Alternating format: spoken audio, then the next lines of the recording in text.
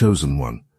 They're headed straight for consequences so severe that arrest is inevitable, and the shocking part is this: your name is the one they expect to call for bail, as if your compassion still belongs to them.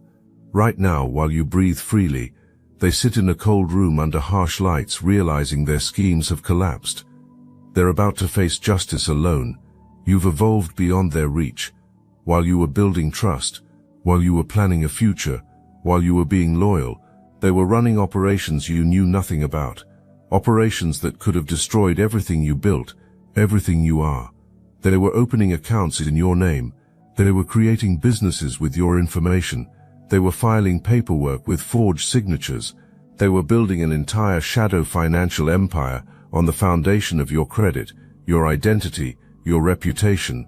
And they did this so smoothly, so quietly, so carefully, that you never suspected a thing. Because predators don't attack openly. They infiltrate. They embed themselves. They become so essential to your daily life that you can't see them draining you until you're almost empty. But they weren't working alone. Someone else was involved. Someone who operates in shadows and specializes in schemes. Someone who had their own personal reasons for wanting to see you hurt. Maybe jealousy drove them. Maybe resentment fueled their actions. Maybe they simply thrive on chaos, and you became an available target. Together, your ex and this shadow figure created a plan, a calculated, detailed, intentional plan to destabilize your entire existence. While they were plotting your destruction, your spiritual team was documenting every move they made. Your ancestors were building a case. Your guides were creating paper trails in dimensions these criminals didn't even know existed. Every fake business they created, tracked. Every signature they forged, recorded. Every dollar they stole, marked. All of it was building toward a reckoning they thought they'd escaped. But arrogance made them sloppy. Success bred their overconfidence. They started believing they were untouchable. They assumed their shell game would work forever.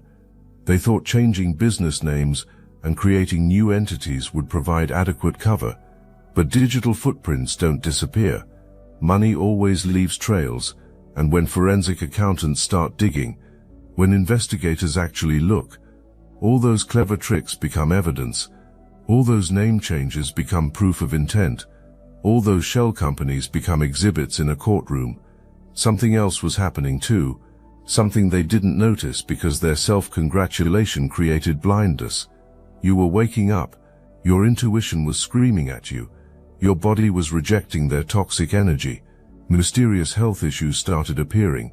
Unexplained exhaustion became your normal. Chronic anxiety took up residence in your chest. Your throat hurt constantly for no medical reason. Your chest felt perpetually tight. Your stomach churned endlessly. That wasn't your imagination. That was your system trying to expel a toxin.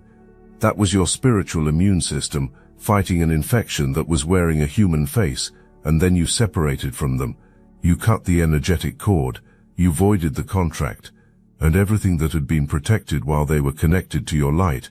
It all came due at once. Now divine comedy enters the picture. Now their own mouth becomes the weapon of their destruction. Because entitled people can't keep secrets, narcissists can't resist playing victim. Users always need an audience for their performance, so they went to the family to confess. Maybe a trusted relative, maybe someone they considered like blood, and they had a breakdown. Those angry tears flowed, you know the ones I'm talking about, where your throat burns, and you can't tell whether you're feeling fury or terror. They performed grief like they were going for an award. They painted you as the villain, the cold one, the person who threw away something beautiful, the heartless monster who walked away from true love. The mask always slips eventually. Always. They can hold their composure for a while. They can give a convincing performance for hours, even days. But eventually, in a moment of frustration, in a flash of real rage, the truth bleeds through, and something they should have kept hidden got revealed. They mentioned the fake businesses. They discussed the stolen information. They described their plans to make you suffer financially. They confessed to schemes they thought were so clever, and whoever heard this couldn't unhear it. Let me say that again for the people in the back. Whoever heard that confession couldn't unknow what they now knew. Maybe that person had morals. Maybe that person had integrity. Maybe that person just realized they were sitting across from someone capable of real evil. Whatever the reason, they made a choice. They contacted the authorities. They reported what they heard. They opened a door to an investigation that would expose everything. Your ex never anticipated this. They assumed family was safe. They expected confession would bring them sympathy. They thought playing victim would generate support. Instead, prosecutors received their entire case wrapped in a bow made of words your ex spoke freely. That's not bad luck. That's karma. That's divine justice using someone's own mouth to condemn them. That's the universe saying you wanted to be heard so desperately. Fine. Let everyone hear exactly what you are. The investigation moved fast after that opening. Once authorities start looking, once they have a starting point, everything unravels quickly. Bank records, forged documents, fake business registrations, identity theft charges, stacking like dominoes falling in slow motion. And with every piece of evidence they found, your ex's story changed. First it was a misunderstanding. Then it was a mistake. Then it was someone else's fault. Then they claimed it was justified because you hurt them. Their lies kept shifting. Their narrative kept morphing. But the facts? Those stayed exactly the same. Self-preservation trumps loyalty every single time when you're dealing with people who have no honor. You can't expect someone who helped commit crimes to stand beside you when consequences arrive. You can't trust someone who operates in darkness to be there when light exposes everything. So the shadow figure started pointing fingers. They produced receipts. They showed messages that positioned your ex as the mastermind. They painted themselves as an innocent bystander who got manipulated. They had documentation showing your ex doing most of the actual fraud. They had texts proving your ex initiated the plans. They had everything they needed to make themselves look like a victim of your ex's manipulation instead of a willing participant. Your ex got played. The person they thought was their ally had actually been setting them up as a scapegoat the entire time. Every piece of evidence the shadow figure collected wasn't for their shared protection. It was for their own individual escape plan. They were building a lifeboat while your ex thought they were building a ship together. And when that ship started sinking, the shadow figure was already rowing away, leaving your ex to drown alone. That's what happens when you partner with darkness. That's what happens when you align yourself with people who have no integrity. That's what happens when you think you can use others without being used yourself. You become the tool. You become the weapon turned against itself. You become the sacrifice someone else offers to save themselves. If you recognized yourself in this message, hype this video to guide other chosen ones to this truth. Now your ex is facing charges alone. They're taking heat for schemes that involve two people. They're carrying blame for plans they didn't create solo. And the person who pushed them, who egged them on, who promised partnership, nowhere to be found. Or worse, they're sitting comfortably while your ex faces years in prison. The irony is poetic, isn't it? Your ex betrayed you, then they got betrayed by their accomplice. Your ex tried to destroy you, then they got destroyed by someone they trusted. Your ex thought they were so clever, but it turns out they were just another pawn being played by someone even more calculating. Your ex is sitting in a cold room, harsh fluorescent lights, metal table, uncomfortable chair, and across from them are investigators who have heard every lie, seen every performance, and recognize every manipulation tactic in the book. Your ex is trying so hard to explain themselves, trying to minimize what they did, trying to make it all sound less criminal than it actually was. But their throat keeps betraying them. Their words keep coming out wrong. Their explanations keep sounding hollow. Their stories keep contradicting themselves. That throat chakra blockage I mentioned earlier, it's at maximum intensity now.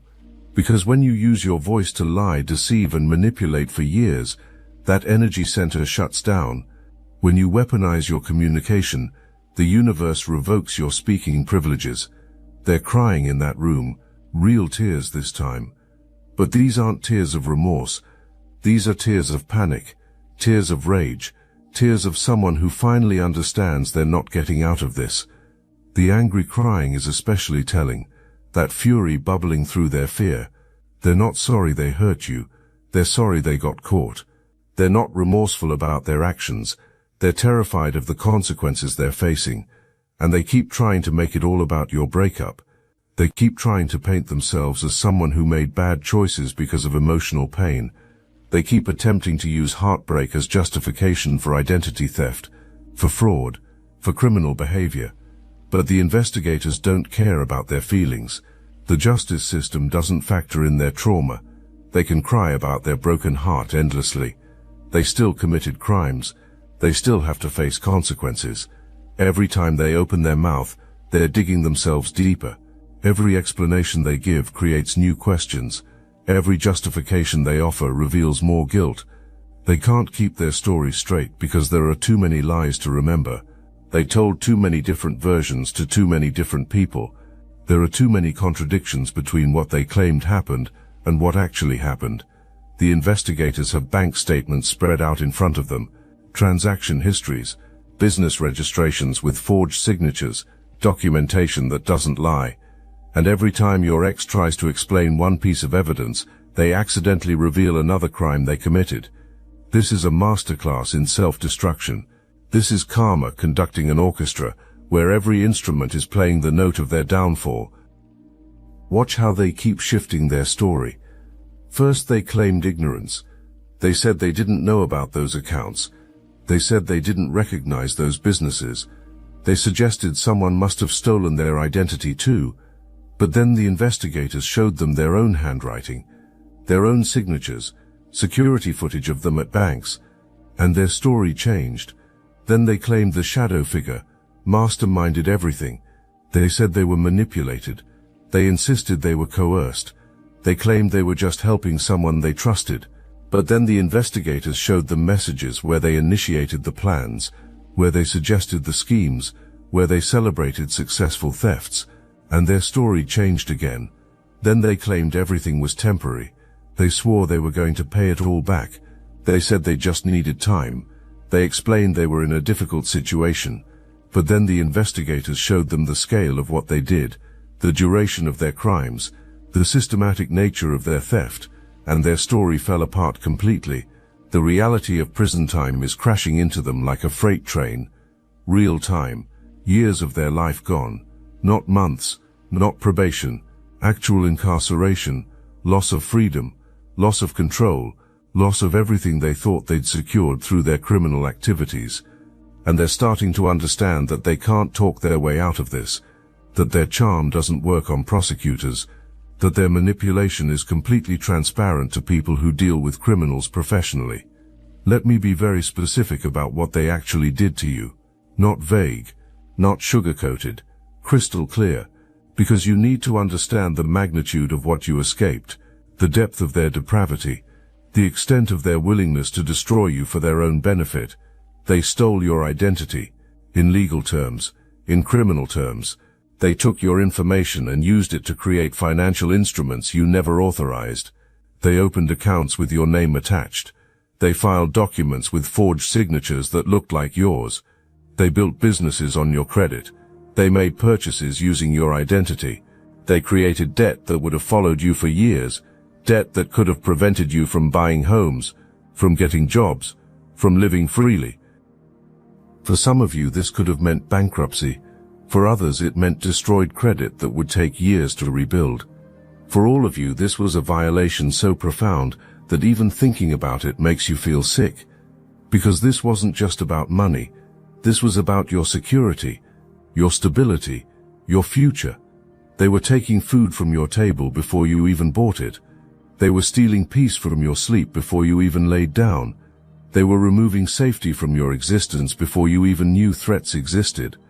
And while they were systematically destroying your life, they were still pretending to care about you, still acting like your partner, still performing affection. Think about the level of evil required to kiss someone goodnight while actively destroying their financial future. Think about the depth of deception needed to look someone in the eye while plotting their ruin.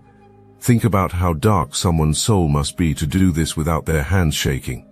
The fake businesses they created kept shifting and changing. New names, new locations, new fronts. All of it was designed to be difficult to track. All of it was structured to create maximum confusion. All of it was built to give them time to extract what they wanted before anyone noticed. They thought they were so intelligent. They thought their complexity would protect them. They thought their shell game was unbeatable. They weren't just stealing from you. They were setting you up to take the fall. That's the part that should make your blood run cold. That's the detail that reveals just how calculated everything was. They were building a paper trail that led back to you. They were creating evidence that would make you look guilty. They were structuring everything so that if they got caught, you would be the one holding the bag. Think about that for a moment. They were willing to send you to prison to save themselves. They were prepared to let you face criminal charges for crimes they committed. They had contingency plans that involved your complete destruction, your freedom, your reputation, your entire future. All of it was expendable to them. All of it was acceptable collateral damage in their schemes to get what they wanted. Some of you had joint accounts with them, joint credit cards, shared financial responsibilities. They used that access like a master key to your entire financial life. They knew your passwords because you trusted them. They had access to your identification documents because you lived together. They could forge your signature because they'd seen it thousands of times. And they used every bit of that intimate knowledge to violate you in ways that are hard to comprehend. They opened credit cards in your name and maxed them out immediately. They bought things they wanted. They took cash advances. Then they never paid a single bill. They let those accounts go into collections. They let your credit score drop. They let debt collectors start calling you. And if you noticed, if you questioned charges you didn't recognize, they had explanations ready. They gaslit you into thinking you must have forgotten, must have approved it, must have agreed to help them. They created business entities with your information listed as the owner. They made you legally responsible for debts you didn't know existed. They set up accounts with utility companies in your name. They signed leases for properties you never saw. They filed tax documents with your identification. They built an entire shadow empire using your identity as the foundation. And every piece of it was designed to crumble in a way that would bury you while letting them escape. Now let me show you something beautiful, something powerful, something that will make you believe in protection you can't see. Because while all of this was happening, while they were plotting and scheming and stealing, you had guardians you didn't even know about. You had forces working behind scenes you couldn't access. You had ancestors and guides and divine intelligence actively intervening in your reality. When you felt that pull to leave them, that wasn't just your intuition. That was your spiritual team screaming at you through the veil. When you had those disturbing dreams, that wasn't random neural firing. That was ancestral wisdom trying to show you what your waking mind couldn't process. When you felt anxiety around them that you couldn't explain, that wasn't irrational. That was your system detecting danger your conscious mind couldn't recognize. Now let me put you onto something real. Destiny Engine. I built this because I was done watching chosen ones get dragged through betrayal, isolation, and attacks while their enemies strutted around unchecked. I want to help you accelerate the speed of your divine justice and step fully into your purpose. And the beauty of it, you don't even have to lift a finger. Destiny Engine takes their downfall and flips it into your rise. This isn't another meditation app. It's declassified consciousness technology. The same mind programming tools your enemies once used to install fear, competition, and scarcity, re-engineered to restore your sovereignty and align you with the cooperative, upgraded operating framework. It generates personalized sequences mapped to your divine purpose. The hardest thing you'll do is put on headphones, press play, and watch your enemies keep digging their own grave. The collective upgrade is underway. Start your Destiny Engine for $1 to die, and turn everything they did to break you into fuel for your rise. Link in the description. Your spiritual team orchestrated your exit. They made the path clear for you. They created circumstances that gave you permission to leave, and the timing, it was perfect.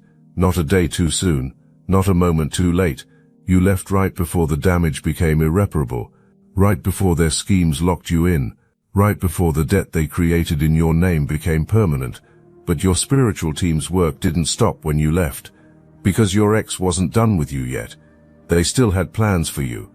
They still intended to continue using your information, even after you separated. So your spiritual team shifted from evacuation mode to evidence collection mode. They started marking every transaction your ex made. They started documenting every fake business your ex created. They were creating spiritual records that would manifest as physical evidence when the time was right. That's why the investigation moved so fast once it started. That's why evidence appeared in places investigators didn't expect. That's why witnesses came forward with information. That's why your ex's accomplice turned on them. All of it was orchestrated. All of it was perfectly timed. All of it was designed to bring justice while keeping you safe from the fallout. You had health problems while you were with them, didn't you? Mysterious symptoms that doctors couldn't explain. Exhaustion that sleep didn't cure. Pain that medicine didn't touch. That was your body rejecting their toxic energy. That was your spiritual immune system fighting an infection. And when you left them, those symptoms started improving. That exhaustion began to lift. That pain started to ease. That's not coincidence. That's confirmation. That's your body validating what your spirit already knew.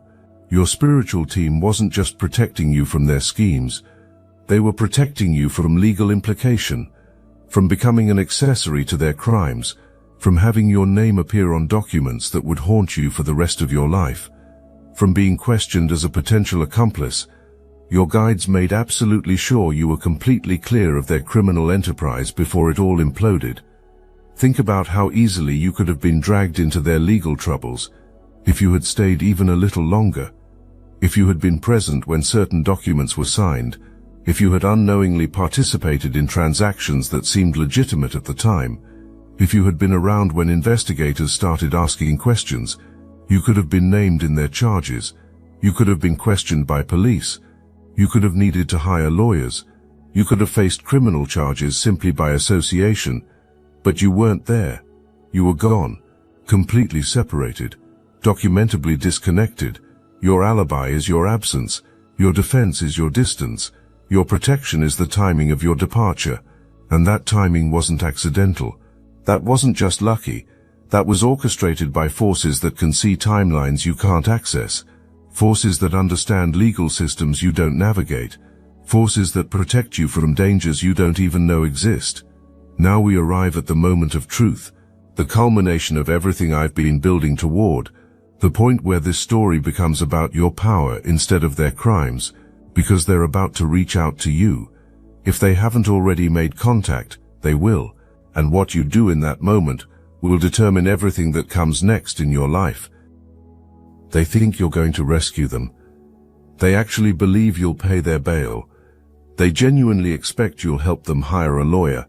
Right now they're sitting in a cell or meeting with their public defender, and your name keeps coming up as their solution, as their way out, as their rescue plan. Let that sink in for a moment. The person who stole your identity, who tried to destroy your financial life, who violated your trust in the most fundamental way possible, that person thinks you'll come through for them one more time. Why would they think that? Because you always came through before. Because they successfully trained you to feel guilty. Because they effectively conditioned you to feel responsible for their well-being. Because they skillfully programmed you to believe that love means sacrifice, that care means rescuing, that loyalty means tolerating abuse. They spent months or years building that conditioning in you, creating those neural pathways in your brain, installing buttons they could push whenever they needed something from you. Let me show you exactly how this is going to unfold when they reach out. Let me prepare you for their manipulation so thoroughly that you'll see it coming from miles away. Let me arm you with knowledge so complete that their tactics will bounce off you like rain off stone. First, they'll start with tears. Their voice will be breaking. Their energy will feel desperate. They'll sound defeated, broken, like they're at their absolute lowest point. This is strategic. This is calculated. This is specifically designed to trigger your compassion, your nurturing instinct, your natural desire to help people who are hurting. They know you're a good person. They're banking on it. They're weaponizing your own kindness against you. Then they'll move into nostalgia. They'll say things like, remember when things were good between us? Remember how we used to be. Remember that time we laughed until we cried. Remember that trip we took together. Remember those promises we made to each other. They'll paint pictures of a relationship that never actually existed. They'll rewrite your shared history with rose-colored ink. They'll try to make you forget why you left by reminding you of moments they carefully curated to look like love. They won't bring up the times you cried yourself to sleep, the moments when you questioned your own sanity, the days when you felt exhausted for no reason you could name, the nights when you couldn't eat because anxiety had your stomach in knots. They'll conveniently forget every red flag they showed you, every warning sign they displayed, every moment when your intuition screamed at you to run. After nostalgia fails to hook you, they'll shift to guilt. They'll say things like, "I wouldn't be in this situation if you hadn't left me. I made these choices because I was heartbroken. I was desperate without you. I wasn't thinking clearly because losing you destroyed me." They'll try to make their criminal behavior your responsibility. They'll paint their choices as reactions to your actions. They'll attempt to convince you that their arrest is somehow your fault. This is gaslighting on a master level. This is manipulation so smooth it slides right past logical thinking and aims straight for your emotional centers. This is psychological warfare dressed up as vulnerability. And if you're not prepared for it, if you haven't done the work to recognize this pattern, you might actually start to feel responsible. You might actually consider helping them. You might actually think you owe them something. But you don't owe them anything. You owe them absolutely nothing. Their choices are not your responsibility. Their consequences are not your burden to carry. Their emergency is not your problem to solve. When guilt doesn't work on you, they'll try bargaining. They'll say things like, "If you help me this one time, I'll never ask you for anything again. If you pay my bail, I'll pay you back with interest. If you give me this chance, I'll prove to you that I've changed. If you show up for me now, I'll spend the rest of my life making it up to you." They'll make promises they have absolutely no intention of keeping. They'll offer deals they can't possibly honor. They'll say whatever they think you need to hear to get what they want from you. So when that call comes, when that message appears on your phone, when that mutual friend reaches out saying your ex is desperate and asking if you can help just this one time, here's exactly what you're going to do. Here's how you're going to handle it. Here's how you're going to maintain your power, while they're trying their hardest to manipulate your compassion.